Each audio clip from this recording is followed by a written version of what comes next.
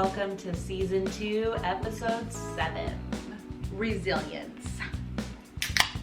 Crack 'em. Crack 'em, baby! We You already do. fucking know. You already know. Everyone knows by this point that what we do at the top of an episode is crack a claw. Crack 'em, baby.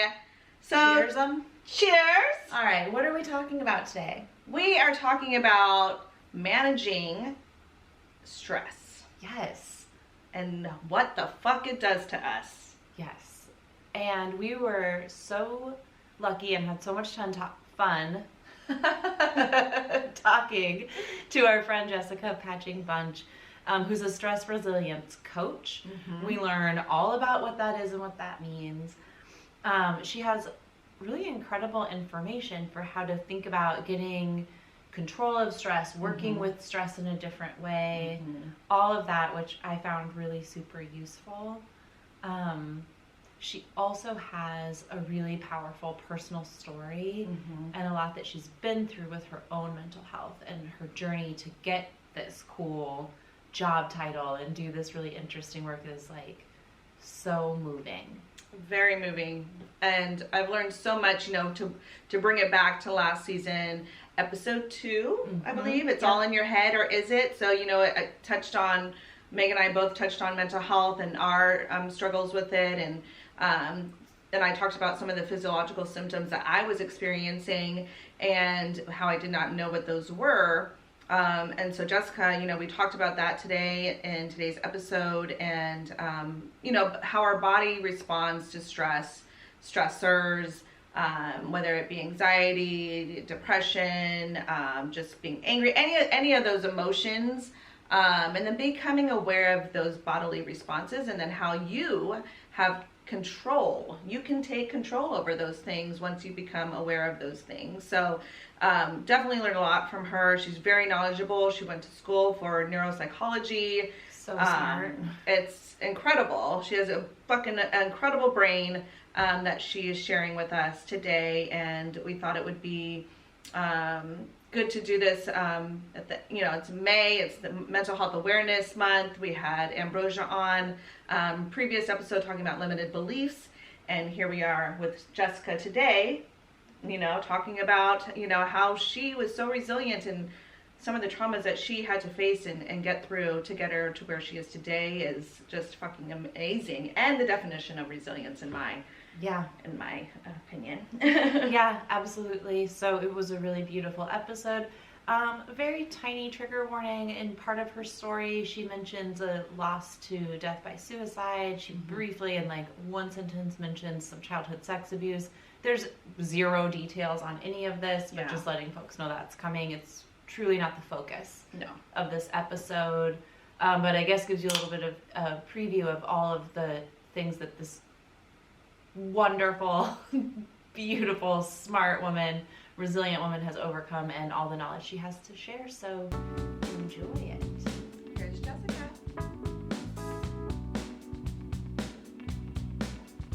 Hi, Jessica. Welcome to the podcast. Hi, thank you so much for having me. We're so excited to have you today. Yes. So today, everybody, we're really lucky to be talking to Jessica Patching Bunch from Brain Body Resilience, which is her company she owns, where she is a stress resilience coach, which we can't wait to talk to you more about what that means. Yeah. We also just want everyone else to know, too, that if you resonate with what Jessica has to say today, which we know you will, she has a podcast of her own, also called Brain Body Resilience. So you can find it everywhere you find podcasts. We will link it in the show notes. But if you need to build up your stress resilience, and who doesn't now, Jessica's your gal. And we're just really lucky to have her with us here today. We are. Hi, Jessica. Hello. I'm so excited. Yes.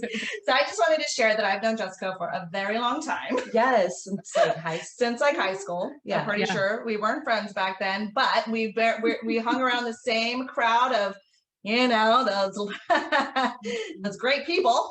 And then later on down the road, I'm fascinated with the people that continue to orbit around your lives that you reconnect with, a different time in your life, and and here we are. So I really am happy to have you on the show today to talk about your story, talk about how you have come to be a stress resilient coach and what it all means to you. Yeah, I am excited. And I think about that a lot as well. Just the people who do just kind of stay in your orbit throughout your life, because so many people don't. Yeah. And so it's interesting to see as we all kind of grow and change how that shifts together or apart. For sure. And to think about why the people who stick along the path do, for whatever reason.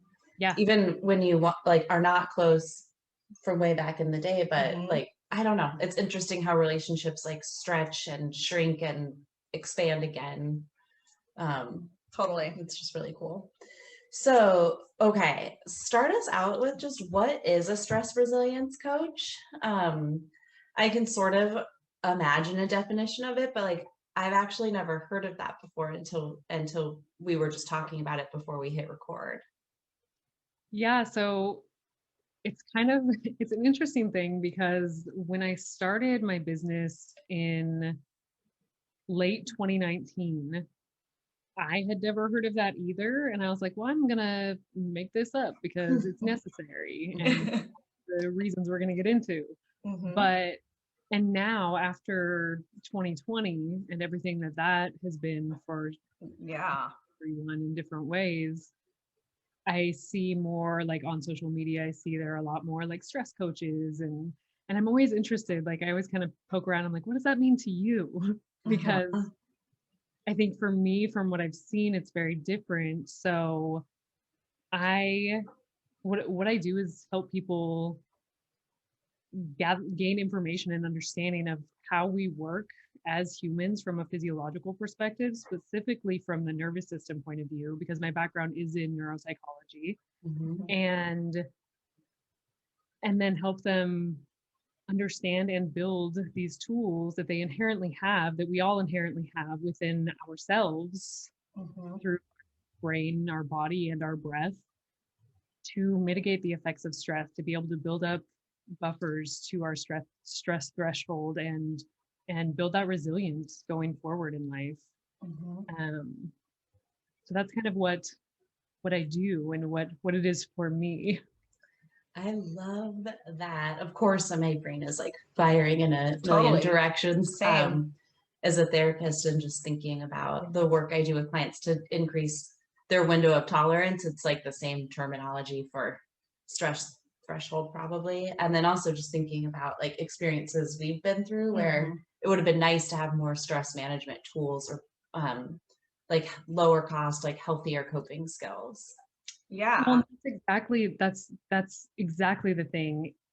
All of those resources that we have within us, they're free, they're renewable, they are always readily available. And the wellness, there's a huge gap in wellness education. This is something that, I went to school for psychology and neurophysiology, and I never explicitly learned these things of this is how you can manage your stress response.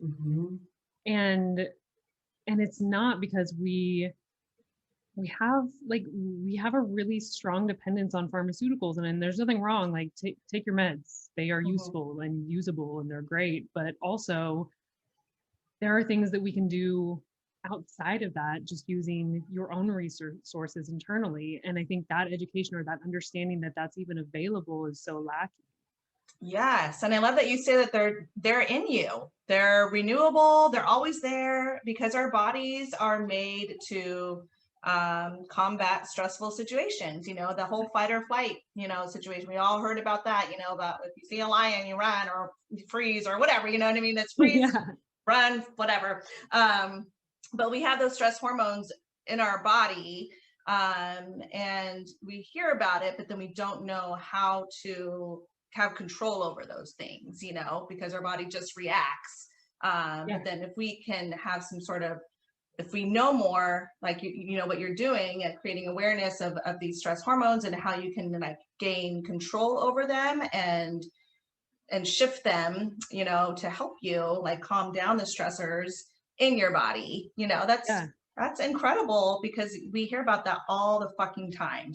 Fight or flight, Well, and that's it. And that's the thing, is that like, exactly, when you feel, it's so much of it is just about awareness in your own body, which a lot of us, for a lot of reasons, intentionally or unintentionally, turn off that awareness and disassociate and deconnect from ourselves for survival or otherwise, just learned over years or whatever it is. And so then when we have, or we just the understanding that the sensations that you have when you're feeling anxious and you're feeling really stressed out, you're like, all of the feelings that you're having in your body is a natural response to the resources that your stress response is giving you. But it feels hella weird. And if you're not like understanding that this is just how my body functions, and like, okay, I can choose what to do with this, then it's scary. And then the way that you interpret that, the way that you respond, sends another cascade of physiological effects throughout your body. And so then it just perpetuates this stress response. And so if you can take the minute to just stop and be like, okay, I know what's going on here. Yeah. And then go from there. Yes. Because if you think about it, the physiological responses that you have, what is it? Heart racing, sweating, clammy, like all of that. Like it could be either you're very scared, nervous, or the other opposite of that is you're excited and like, woo, you know what I mean? So like, it's the same exact physiological response, physiological response as it is for either one of those emotions, So just like, is there a way we can turn this into like, no, I'm excited. Like, instead of being scared of like skydiving or something, or spiders or fucking whatever, I don't know. We were just talking about spiders. Can I be like excited? You know what I mean? Like change this perspective, in our head. Yeah, for sure. Right?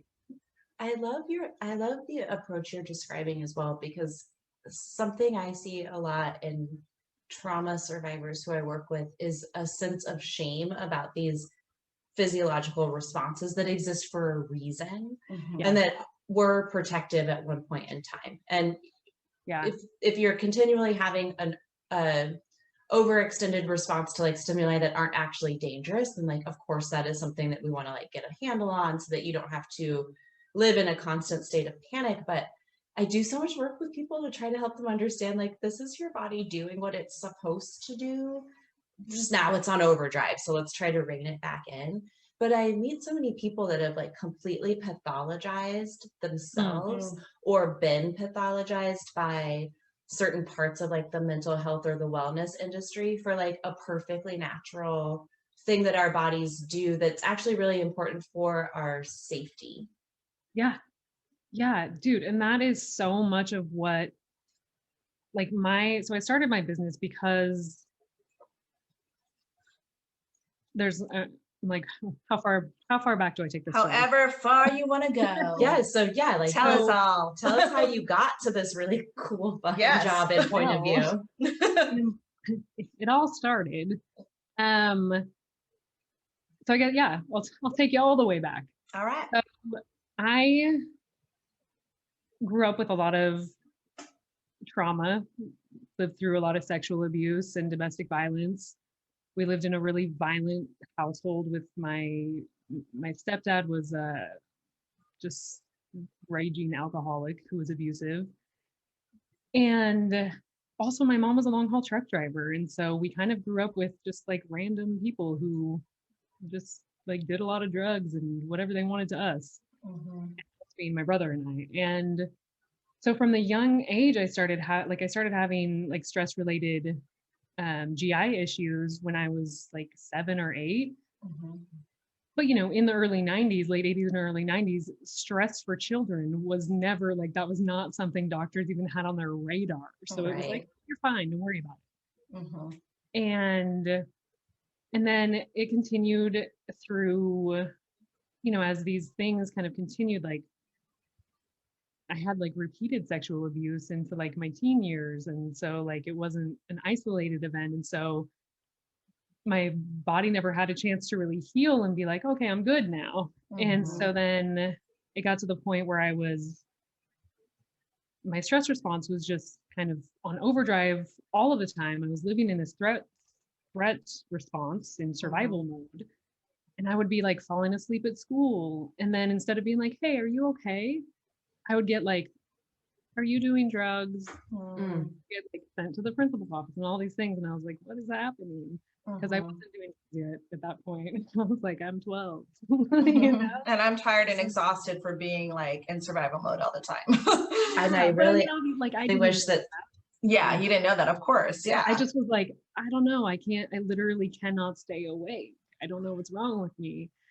And so that kind of continued until, you know, my early 20s. Like I would be driving home on my commute home, like with the window down, music up, trying to sing a song, smoking a cigarette, doing whatever, like, and still falling asleep. I thought I was like had insomnia, or at least was like hypersomnic or something, because I was like, I don't know what's wrong with me. I'll be having a conversation with somebody and falling asleep. I literally I cannot stay awake. And then the digestive issues also continued. And then with that, like with the sleeping thing, that brought a lot of shame, which also was like brought on by everything else in my past telling me that I was wrong and these things were my faults and all of that. And I remember my first husband was just like, thought I was super lazy, and he was really mean. And I was like, I swear I'm not. Like I work 2 jobs and go to school. But so then I had all of these extra feelings about these things that were happening to me. And just like you were saying, I felt like there was something wrong with me because I didn't understand what was happening. And like nobody else I saw was having these issues. And so I was like, well, what the hell's wrong with me? Like, I know that I've had all of these experiences that I didn't realize at that time were so common. And so I was like, I'm fucked up.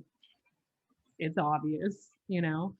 And then my mid-20s, I started having a lot of different like random issues, and I would go to the doctor and they would just tell me like, these are all stress related. So, you know, just lower your stress. Just have less stress. Lower your stress. Thank you for that for that hot tip, doctor. Like, what the fuck is that advice? To the point where I just like stopped. I was like, okay, well, this isn't useful. And that was my reaction, was just like, what the fuck does that mean? Yeah. I mean, I don't know what that means. I also was I was very angry, and I was like, dude, my life is shitty. Like I am working 2 jobs and going to school, and like my life is stressful. That's just it. There's nothing I can do. And that was the headspace I was in, was like everything adding up to that was like had created my life, and that was just kind of where I was stuck, and there was nothing I could do about it. And yeah, so I've just been dealing with these stress related issues for always, as long as I can remember. Yeah. But along the way, so in my early 20s, I taught gymnastics, and I loved it so much. I thought if that was like the only thing I could ever do and like actually make a living, I would do it forever.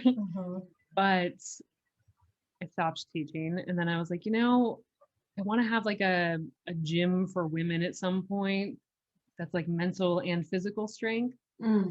Because the thing I loved the most about teaching gymnastics was seeing people learn that they were capable of things that they didn't think they were, and learning how to use their bodies and what that meant. And then I was like 20 something, and that dream just kind of floated away, and life continued. Yeah. And then I went on to get my degree in neuropsychology. I stumbled on a neuroscience class at some point. It was a class entitled Perception. And I was like, oh, this is super fascinating. Like perception's interesting, right? And it was the neuroscience of sensation perception. And my first day in class, they're explaining, and I was like, I'm not good at science. Like, I don't know what this means.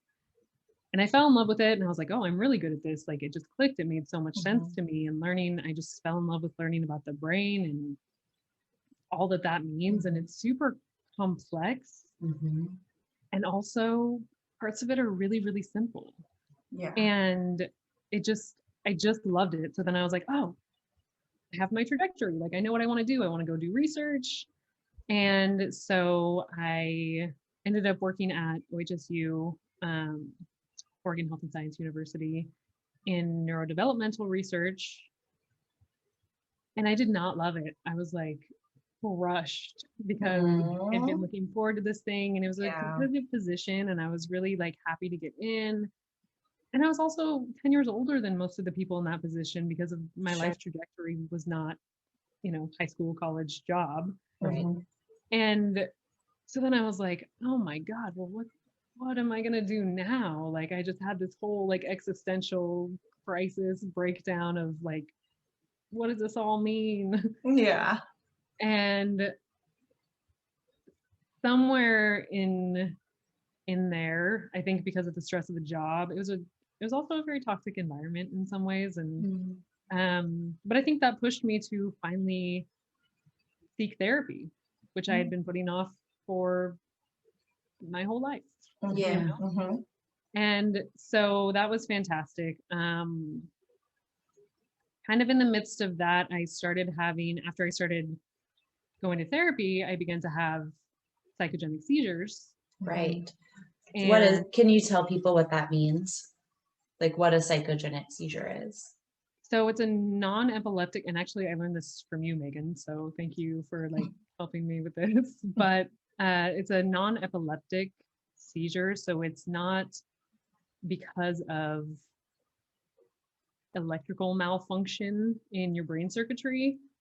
It is, from what I understand, and correct me here if I'm wrong, but from what I understand, it's a trauma response from disassociation, and which before I knew that psychogenic non-epileptic seizures were a thing that existed, that's kind of what I thought it was. I was just like, I've got 30 years of shit that I've refused to acknowledge. So it's coming out, So, so that's there. I continue to have seizures now. I've learned to work with them a little bit and just kind of understand that it's a necessary part of this process right now. But anyway, so I began to have seizures, and then it was about a month and a half, 2 months after that, I lost my brother to suicide. And that was devastating. Yeah.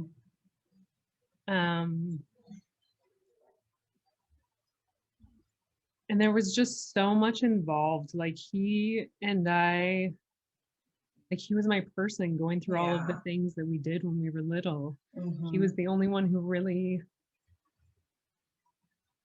understood my life. But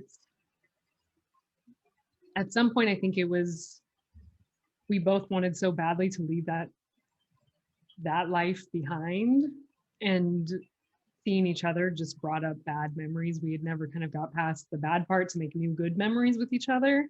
Yeah. And so that was really hard. And it was after I lost him that I don't know, I realized I needed to get my shit together and learn how to take care of myself in a better way. I also made him a promise to figure out how to like be happy and live my best life, because he never could. Yeah. Oh, Jessica, that's so much. It's so much, and I really appreciate you sharing all of this with us. I recall, when we went on a ladies trip, we talked about this in previous episodes, how we go on these camping trips or whatever, and talking to you about the seizures and how, and I talked about this in another episode, with mental health episode last season, about how I didn't know what was going on with me when I was like a year and a half into therapy, and I started feeling all sorts of funny things and really dizzy, lightheaded. I described it as I'm going to have a seizure, but I didn't ever have a seizure, but I described it that way. It's hard to like put your like really describe the Sure. symptoms I was feeling, but I was like, I'm gonna like, you know what I mean? And so when we were talking about it, totally made sense at that time, what you may have been experiencing. And I'm glad that you found the cause, the why, and hopefully with all the therapy or the continuing education that you're doing and helping others, it's only going to get better, knowing that that's still there, but you know what it is, which is everything, when you can name it, what the cause is for those. For sure. And I just kind of like, at first it was terrifying. I bet lost complete control over the only thing we ever have control over, which is ourselves. Mm-hmm. And it would be like, when am I going to pass out? Like, where am I going to be? Yeah, it's so scary. When I was, especially like when I was still working up on the hill and I was commuting 3 hours a day on the Max and the train. And I was like, oh shit, like, do I need to find somewhere to like, so I don't like fall over and urine on the sidewalk somewhere, like, but now it's just kind of like, I know I'm still processing. I know there's a lot to get through, and that's just what it is. So years and years of stuff. I can't expect it to go away in a shorter amount of time. And I think I know, like, I realize I never really answered the question of how I got to the business part. You totally You're going did. up there, yes. I mean, sounds like a lifetime of stress and challenges and trauma combined with an incredible brain and intellect combined with a desire to help people. Like, I'm so moved by the story you just told us, and like all those ingredients mixed together. Like, man, of course you're doing this work and you're like the perfect person to be doing it. Oh, thank you. I really, one of the biggest kind of, a couple of things, when I lost my brother, I had urged him to seek mental health help for a long time, and he refused for a lot of reasons. He's a man. He was told in our childhood that men don't do that. And he wasn't allowed to seek help at that point. And then he also had really high military security clearances, and he wouldn't be able to keep his job if he sought professional help for his mental health, which is, there's so much wrong with that. Yeah. And so it's a different episode. Yeah. But I want people to know that you're not alone. There's nothing wrong with you. All are susceptible to pieces of mental illness, just like we are physical illness. It is no different. And the way we think about it needs to change. Yeah. And I was working in academia, just watching all of this fantastic information circulating back and forth between the same people who had access to it, who were just kind of talking to each other about it. And I just thought, I want to tell other people. Share this. Yeah, totally. Yeah. Well, plus people hear neuroscience and they think that it's something that's like not accessible to them. Like they're understandable. Yeah. And then in the mental health industry, like, because it is an industry, there's a lot of gatekeeping, I think, of certain types of knowledge or interventions that would be helpful to people. Absolutely. And some modalities, like, you for sure need to receive from someone that's trained in it, but like, we don't have to gatekeep the reasons why it works. We don't have to gatekeep the knowledge about why it works. Like, why wouldn't we want to like put that in the like hands of every person, just like you were saying, like, we have these resources within us. Like, why wouldn't we want to put that in everybody's hands? Well, and I think that is a huge part of my message, is that this is like, it's not a substitute for professional help. Like, please continue to seek professional help if I think everyone should at different periods of time. But I think that we have become in the habit, and we've learned that our power lies elsewhere, not within us, that we have to seek like me, a doctor. Raina knows it's in her, but everyone else is like looking around like, who can fix me? Who can fix me? But that's exactly it. That's exactly it, because we're told that like, no, go talk to your doctor. They know best. Go talk to your therapist. They know best. And like, doctor, yeah, I mean, like those are all pieces, but you have the power inside of you to participate in your wellness far beyond what we learn. And there's just like, they're all pieces to the puzzle. Yes. Like you have, my sister's word, agency, you know, Very Jess. yes, very Jess. You have agency, you know, so Yes. use it. You have power. You, once you become aware of, you know, our bodies are there. Our bodies are here to protect us, to keep us surviving. You know, that is pretty much what they're there for. And they can't, there is a connection between the mind and the body, obviously. But it's hard for the body to distinguish what is a real, you know, event, real trauma happening right now, or happened a long time ago, or whatever. You know, it's hard for the body to distinguish that. But you can, once you become aware of it, you can distinguish it, and you can say no. You know what I mean? Like I'm seeing, I'm acting this way, that my body's acting this way because, oh, ding, ding, ding, I know the why. Okay. And you talk yourself through it, just like you were mentioning earlier. You know, once you become aware of your behaviors or what your body is doing, how it's responding, then you can, you know, some of the, we haven't really talked about the modalities that you use, but, you know, or the techniques that you use to help calm those stressors. But you can start doing that once you become aware of like, well, and that's exactly, it's that awareness piece. And just like so many things about what you just said, like, and I tell people all the time, your brain is built for survival. It is not built for happiness. So you have this automatic negative bias anyways, because your brain is just looking for all the threats, all the things that could potentially kill you or harm you. And so then, and that mind body connection, that is such a huge piece. And in Western cultures, you know, in the 17th century, Rene Descartes was like, you know, dualism. And then science and medicine were like, yes, your mind and body have nothing to do with each other. And if you look at medical treatments, mental health, if you can even call it that, treatments from that point forward, they just don't make any sense. No, like, let's cut a piece out of your brain. Yeah. We're just gonna lobotomize and shock you, and then you'll be fine. Right? Yeah. Like they don't make any sense. But if you look at indigenous cultures, Eastern cultures, like Ayurvedic medicine, Chinese medicine, all of these, all the ones I don't know about, have all maintained forever that like we are all one, mind, body, spirit. You have to take care of all the pieces. Hello. And so that connection and what you said about your body doesn't really know the difference about like what's going on. It doesn't.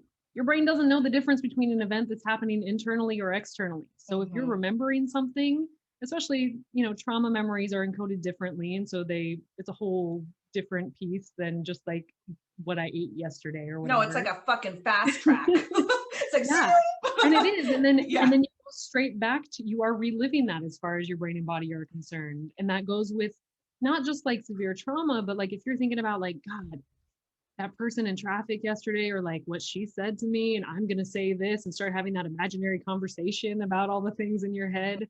You're just like drumming up all this stress for yourself, creating this situation that your brain and body respond to as if it is happening.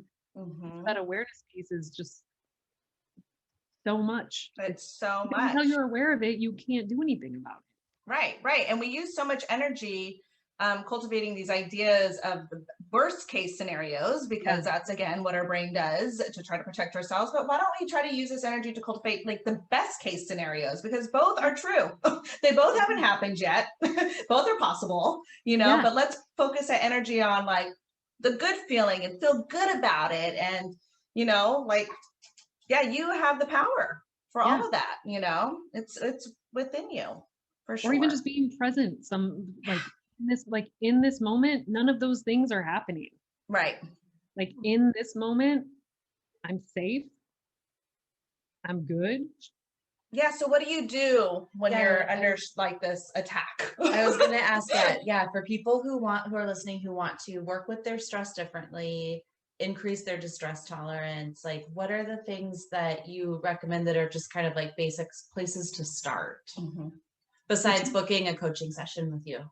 Which they should. Which we will Well, post information on how to do. But like where do you start? Yeah. If it's like, okay, like I acknowledge stress is a routine and normal part of life and I want to work with mine and respond to mine differently. Like So my anchor point where I always begin is breath work, because not only are you accessing your attention and focus, so you're able to direct your psych words are escaping me, psychological response, but you are also able to manage and direct your physiological response.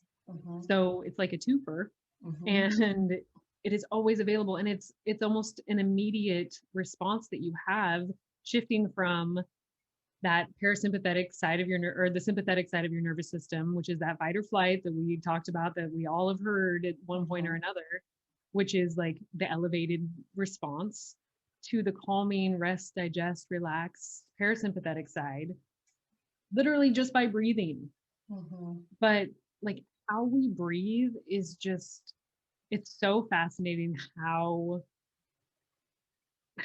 crucial it is for our health, both our physical and mental health. And it's something we don't ever pay attention to because we don't have to, because it just like happens. Right. But like how But are it's we doing passive it? and non-passive, you know, like you Yeah. can control, you don't have to think about breathing at all. I mean, it just happens, right? But the times that you should think about it is when you're like disconnected from, you know, I think your body, right? Is that kind of what you're saying a little bit? To try to connect the two, the mind and the body. Exactly. So like if you are feeling anxious or you're feeling stressed out, overwhelmed, just all these things, being able to just close your eyes, because that takes away all of the visual sensory input, which is huge. Take away all those distractions, and then focus on your breath. Start to slow it down. It naturally will slow down when you start to focus on it. And then you can do things like, if you are wanting to calm down, if that is the purpose of your breathing, then you focus on your exhale, because that's the one that's connected to your parasympathetic side of your nervous system. Or you can also use your breath work for like energy and mental clarity. So it's really versatile, but it's always there for you. And it doesn't take, like, I know that people do breathwork sessions that are like, you know, an hour long with like sound bowls and all the things. And that's super cool. I love it. I love it. Do, if you've got the time and the desire to do all that. But like, I want people to know that it doesn't take all that. Yeah. It doesn't, 5 minutes, 2 minutes, several times throughout your day. And it will significantly help you in these areas, especially when you're needing that moment to just like calm down and create some space between whatever's happening and then like your reaction to that thing, or your response, then you get to choose. And so breathwork is my go-to. There's so much you can do with it, and it's just always available, and it's the easiest thing to manage your mind and body, both pieces of the stress. And then also exercise.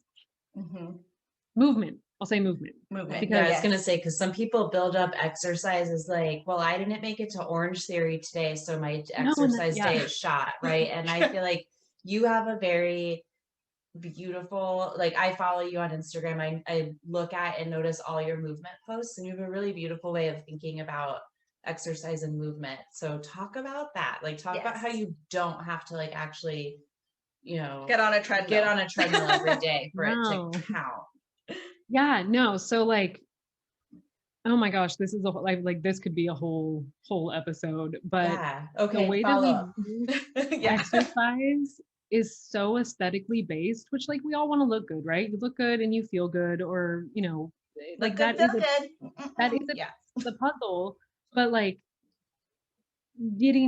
killing yourself on the treadmill, or you know, for the goal of like, I gotta fit into these jeans I wore 20 years ago or whatever, is not the point. And there's so much more to movement and exercise. Like your brain literally developed, evolutionarily speaking, like as a species, our brains developed through movement, through having to like go seek out food and shelter and all of these things. And so when we are adding movement, which just means like you're always moving via like your breath and like internal movements, but you don't like go for a walk, do some like stretching, mobility, jump up and down. Like that's fantastic for your lymphatic system and just like to get your brain going, get your heart rate up.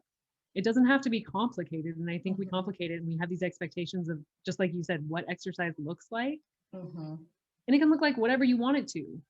It's very different. Like, what is your goal is what you have to look at. Because like, if you're trying to like lose fat, build muscle, if you're in like a bodybuilding competition, obviously it's a very different type of exercise than when you're just thinking about, I need to complete my stress response cycle. I need to release some of this energy that I have built up from the resources that my body's giving me through this stress response. I need to clear my head. I'm doing this for my mental health. It's a very different, it looks very different in what you're going to do. Totally. Yeah. Different approach. Yeah. Cause sometimes when I'm like, oh yeah, been working all day and I'm just like, I need to fucking release this energy. You know what I mean? So I'm going to work out. I'm not even thinking about like anything else, but like releasing all this pent up energy inside of me. Totally. Like early quarantine, about a hula hoop and a jump rope. And I'm talking like when we were all like not seeing each other, like when Raina and I were even just like FaceTiming, like everyone's so isolated. And I would just like, I probably looked unhinged because I was responding to stress in a way, but I would just stand in my garage and alternate hula hooping and jump roping to this like playlist I made that was mostly like Selena and associate, like you can imagine. I love it. And then I felt so much better. And it wasn't about, I've talked on the podcast before, like disordered eating, issues with body, issues with food. But actually, like the pandemic created one of the first times in my life that I was just moving because I was trying to have fun, because I was responding to the stress of being really isolated and really scared. And it totally worked. Yeah. And I think just like you said, the difference between like, so for overall like brain function, and studies have shown movement and exercise to be equivalently effective on treating depression and anxiety as the, most popular pharmaceuticals for those things. And again, I'm not advocating that you don't take your medication. I'm saying that there are also other options. Totally. Yeah. And for that, like a medium to high intensity exercise, like interval training is the best to produce the neurochemicals and hormones and proteins that help you think better and feel better and regulate which parts of your brain are actually like active and which ones you have access to. But then if you are in an elevated state and you are already stressed out, that high intensity exercise is only going to spur more stress. And so you really have to be able to pay attention and say like, okay, what do I need? Not just like, I'm going to get my exercise, Right. Yes, because that causes more fucking stress. And you're just like, I need to get my workout in today because I felt fat and bloated and Exactly.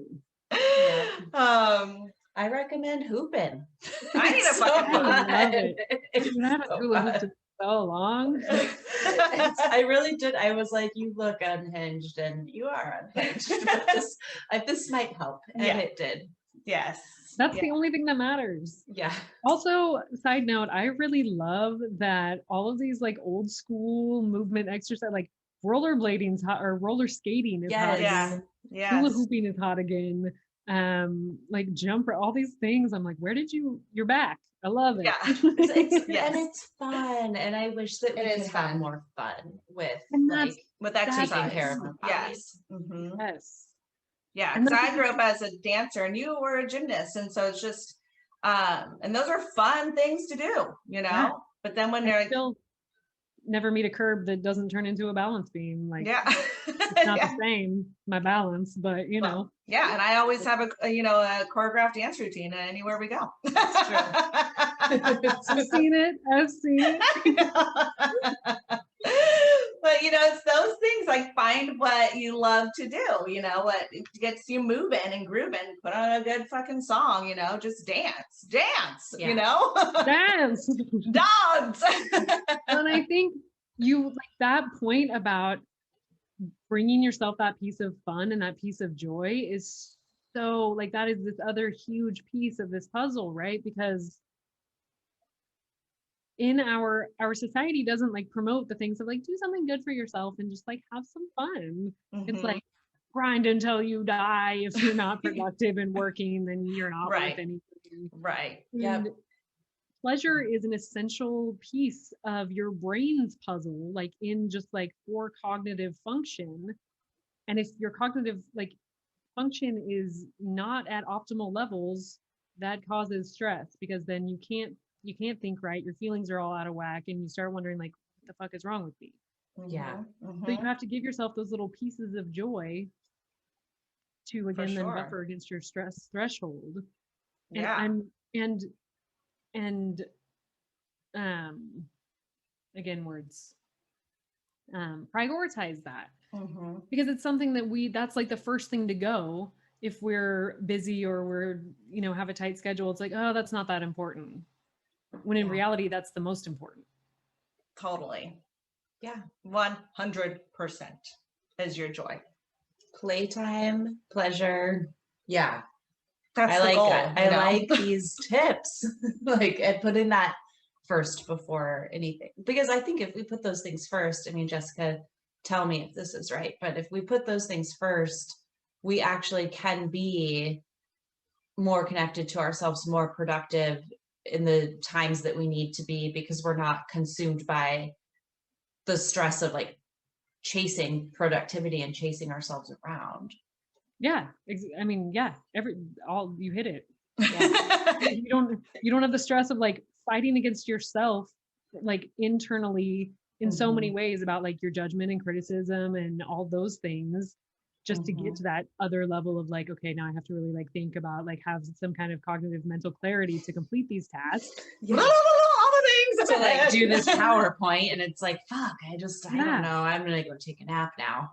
I know. I'm so tired about thinking about all this shit. Tired from thinking about so we were just talking about it. I was like, I have so much shit to do but I'm just laying on the couch all night. I can't. I'm overwhelmed. I'm just gonna lay here. I'll deal with it later. And you wonder, I think, or at least for myself, like I also, cultivated a strong inner judge and critic. So then it was like, again, that lazy thing, like, what's wrong with you? Why are you so lazy? Why are you so tired? Like, you should be doing, it's like, I'm so tired because I've spent all my fucking energy running circles in my head about how shitty I am and how I'm not going to get these things. I have things to do and whatever else. You're literally expending all the energy and resources you have doing that, and there's nothing left. Yeah. So anybody out there who's like, but I didn't do anything today, but I feel so tired. Like it's so loud in there, right? Is it loud in your head? Because that's probably why you're so tired, because I know for me, I can be in a home alone for hours, but it'd be like so fucking loud. And I'm like, wait, was I sitting here in silence this whole time? Just so many thoughts. I should be doing that. You know what I mean? Like, and then you realize, oh my God, you'll be cleaning the whole house for like in silence, or I will, and then finally realize, oh my God, I don't even have any music on. What has been going on this whole time? Because you're so involved in what's going on in your head. And that's the thing. So I read, there was something I read, and it was just some like, I don't know, a tweet or a post or something. And it was like, oh, I can't ever get my head won't ever shut up, or something along those lines. And like my immediate thought process was like, yeah, because you're like, when you're in default mode network, like that, you're kind of like the state you're in when you're just spacing out and like zoning out or whatever, that's when the storytelling part of your brain takes over and starts like remembering things and trying to predict the future and tell all these stories about all these different things. And so unless you are intentional about directing what's happening in your head, or just like clearing some space, then it's just going to be like running all over the place. It's so loud as fuck. And so like your mind doesn't do that on its own. You have to do it. Yeah. For sure, because it just is like fills in all like all these stories and just fills in all the fucking shit, and it's just like, oh and my then you God. look like, why am I like, how did I even get to be thinking about this random ass thing over here that has like nothing related to anything, but you're like all these little pieces in your head led there. It's crazy. And then like, so being intentional, yes, with your thoughts, like you have the power to like just say, shh, I'm just gonna like put you in a fucking box, put you over here for now, you know, and I'm not gonna think about you right now, you know, like stay out, you know, but you have to be intentional, otherwise your thoughts will like consume you. Yeah. Well, and like I was just gonna say all of these things, like even like sitting and just focusing on your breath, and like just do breath work, just do exercise, just like clear your head. None of these things are easy. They're super simple. Like it's not complicated, but by no means is it easy and like, oh, okay, it's done. No, it takes a lot of work. Yeah, it's a practice. It's a lifestyle and it's a practice for sure. Yeah. Is there anything that you want to talk about that you forgot to talk about, or definitely want to mention as we wind this episode up on what you want to leave the listeners with? Any sort of pearls? I know there's so much shit in here. Yeah, this has been so it's been very informative. I've learned a lot. I've learned a lot too. Yeah. So even just repeating some of their great pieces of wisdom. I think just the thing that I want people to know, like the reason that I do what I do is because I want people to know that you have a choice. And that what you do matters. What you do can make a difference in your state of being, how you experience life. And also that mental health is not like a dirty word. Mental illness is not a dirty word. Like it is just as essential of a piece, if not more, as our physical health, and one absolutely affects the other in every way. You cannot separate them, and so you have to it is just exactly what you said, Raina. It's a practice. And the first time I heard that, I was in a yoga class. It was a long time ago, and I was like, what the fuck does that mean? I was not what is this class over? Yeah. You weren't practicing yet, obviously. I was not practicing. No. I was like, that sounds cheesy. I don't know what that means. But it is exactly that. You are practicing these things every day to try and get to a space where it is useful for you. You're finding these tools and putting them together in the way that is usable, in the way you want it to be, to have the experience in life that you want to have. And it's possible. So like if you're going through it right now, it is not always going to be like this. And I know that it feels like it will, but it won't. You just have to keep taking steps forward. Yes. And riding those waves, baby. Yeah. It'll come back. It'll come back. It always does. So thank you so much for coming on today, Jessica. Yeah, I had so much fun. Thank you so much for having me. Yes. Where can people find you? Where do you want to be found? So I spend most of my time on Instagram. I just changed it. It's at jpb.brainbodyresilience. Wonderful. JPB as in boy, right? Yeah. Okay. Because Jessica Patching Bunch is far it's a long one. All right. Well, we'll make sure that JPB at Brain Body Resilience, right? Yes. Okay, perfect. We'll make sure we post that so people can find you.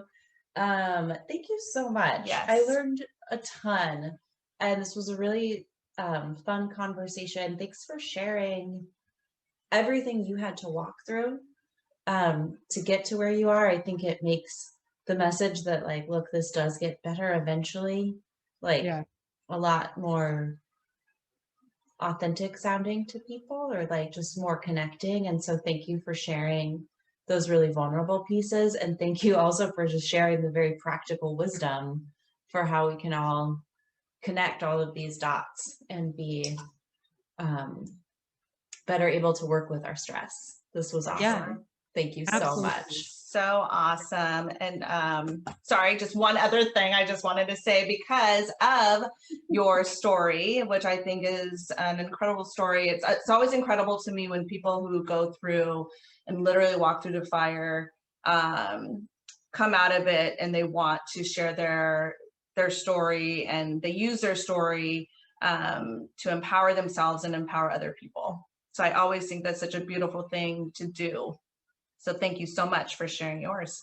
Thank you. And I also have one more thing. And just on those lines, this just popped into my head, and I realized I wanted to be a motivational speaker when I was like 10 or 12. That I didn't know what that was at that point. Mm-hmm. But I knew that my story could help people. Yeah.